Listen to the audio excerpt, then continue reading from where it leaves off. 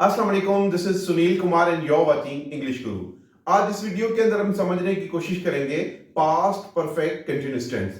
इससे पहले वीडियो में हमने पढ़ा था पास्ट कंटीन्यूअस टेंस, यानी पास्ट के अंदर जारी रहने वाले काम में खाना खा रहा था।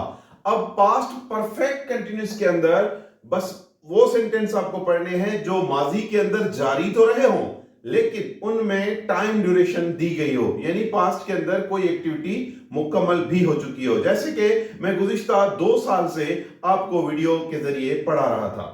एक सेंटेंस ये हो सकता है, ये भी हो सकता है कि गुज़िश्ता 10 सालों से थर के अंदर कहत आ रहा था। यानी ऐसे तमाम सेंटेंसेस की इंग्लिश के लिए हमें पास्ट परफेक्ट कंटीन्यूअस टेंस को समझना बहुत ही जरूरी है। पास्ट के हेल्पिंग वर्ब हेड को हम याद रखे हुए हैं। हमने पास्ट के जितने भी टेंस बनाए हैं, पास्ट इंडेफिनिट हो, पास्ट कंटीन्यूअस हो, पास्ट परफेक्ट हो, इन तमाम के अंदर हमने पढ़ा है कि पास्ट टेंस के लिए हमारे पास हेल्पिंग वर्ब सिर्फ और सिर्फ हेड है। इसी तरीके से परफेक्ट टेंस है। परफेक्ट टेंस जो हमने पास्ट में पढ़ा है, वर्ब की थर्ड फॉर्म यूज करनी है। यहां पे थर्ड फॉर्म की जगह हम BEEN बीन को यूज करेंगे और उसके बाद कंटीन्यूअस यानी वर्ब की फर्स्ट फॉर्म के साथ ING यूज करना है और हमारा सेंटेंस कंप्लीट हो चुका होगा। यानी it had been raining since 2 years। It subject, had helping verb, उसके बाद हमने बीन यूज किया और रेन यानी फर्स्ट फॉर्म रेन, उसके साथ ING को ऐड करके हमने ये सेंटेंस मुकम्मल कर लिया है। It had been raining since 2 years। गुज़िश्ता 2 सालों से बारिश हो रही थी। बिल्कुल ही आसानी के साथ आप इस सेंटेंस की प्रैक्टिस करेंगे तो ये टेंस आपको कभी भी नहीं भूलेगा।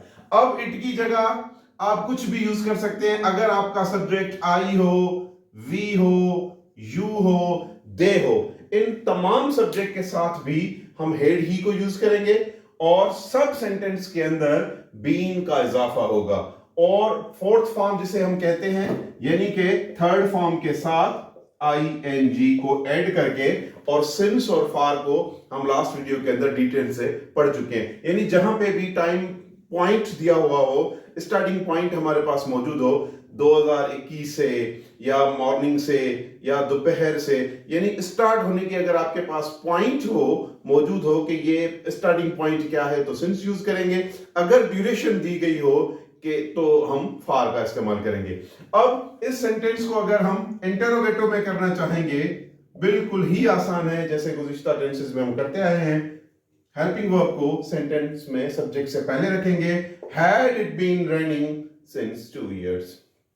इसी तरीके से अगर नेगेटिव में करना होगा तो हम सिंपल, अगर नेगेटिव करना है, it had not been raining. इसी तरीके से इंटरोगेटिव नेगेटिव भी करना है, had it not been raining since 2 years।